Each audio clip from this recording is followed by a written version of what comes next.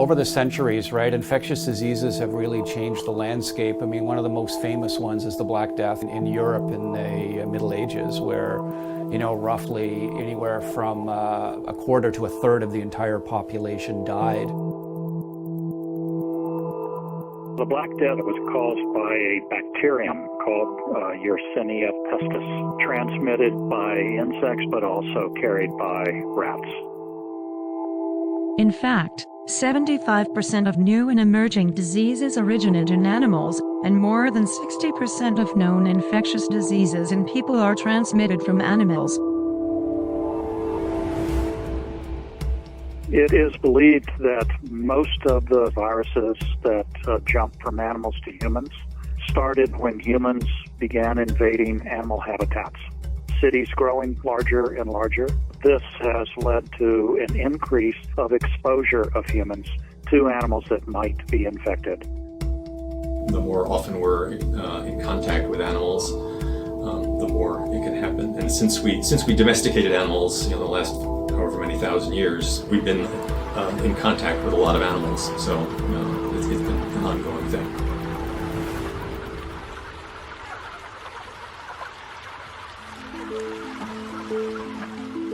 There's many infectious diseases that come from animals to humans, and the feeling is that wherever you get close proximity of humans and animals, animal viruses can occasionally mutate or jump into humans, and probably most of the time they don't go that far because they're an animal virus on the wrong host, but once in a while they can become adapted. Probably the most famous one is actually influenza, right? So influenza lives in a variety of animals. It lives in seals and whales and birds and pigs, and it's believed that birds and pigs are really the group which seem to mix up the viruses and then can infect humans.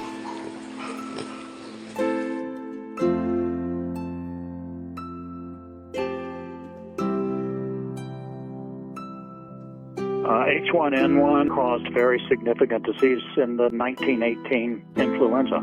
Is a type of influenza originated in birds, wild birds, ducks, and so on. It's believed, tens of millions of people died at that time. Presumably it could be far worse if that were to show up today because of how interconnected we are and how many more people there are.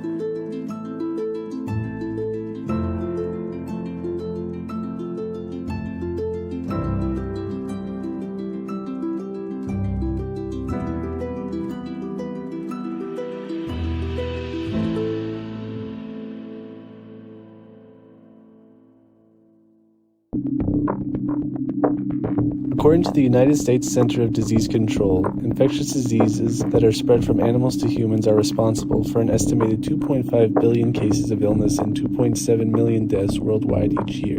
The main reason is that many of these domestic and wild animals serve as intermediary hosts. So, for example, they think that the pathogen that's causing the COVID-19 disease, they think it originated in bats. That's what the evidence would suggest. But it's fairly certain that the index case in Wuhan was not by exposure to a bat, but by a mammal that was infected with the bat virus. And sometimes these mammals grow the viruses up to higher concentrations, which make it easier for humans to get them. When it comes to carrying viruses that can jump to other species, bats may be unique. Bats are reservoirs for more than 60 viruses that can infect humans and host more viruses per species than even rodents do. The reason that bats carry so many viruses is not known. There are two competing theories that bats, because they are flying mammals, have a very different metabolism and therefore handle infectious diseases differently than humans would. The other theory is that bats and these pathogens have evolved over many, many thousands of years, and bats have an immune system that is capable of handling these particular viruses so that they don't get sick. And there's evidence for both of those theories. Some of the worst infectious disease outbreaks in recent years, such as SARS, MERS, Ebola, Marburg, and likely the new COVID-19 virus, originated in bats. The SARS coronavirus was probably derived by bats and then infected a palm civet, which then infected a human. it killed 774 people, or nearly 10% of the 8,000 people it sickened. The Middle East respiratory syndrome virus probably originated in a bat and then was transmitted to camels and is circulating in camel populations now. MERS has claimed about 30% of the people it has infected, or 866 people to date.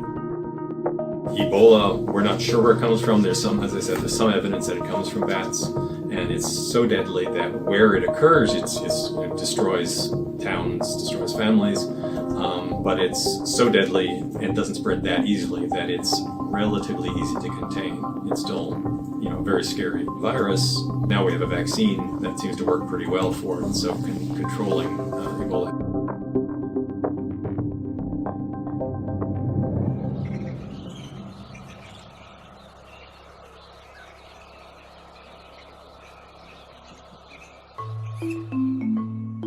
Globalization has resulted in the unprecedented passage of people, animals and goods across national borders, which in turn has contributed to the international spread of zoonotic infections.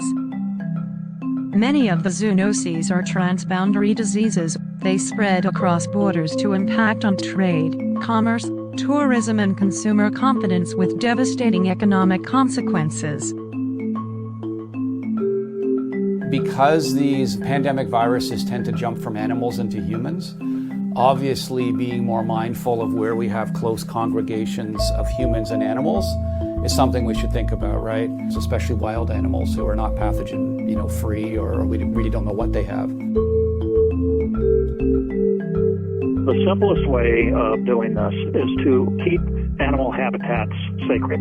Getting rid of an animal species has many unintended consequences. Because of that, trying to even think about getting rid of wild animals is just a complete mistake. I don't think we'll ever be able to conquer infectious diseases. You got to think about bacteria and viruses, that they're multiplying every second. And so they are far more nimble than we are.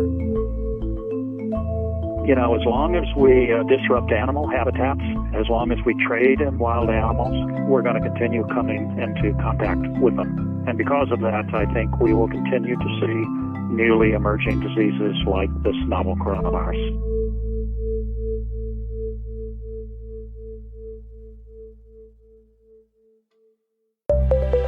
零视频 APP 等你下载。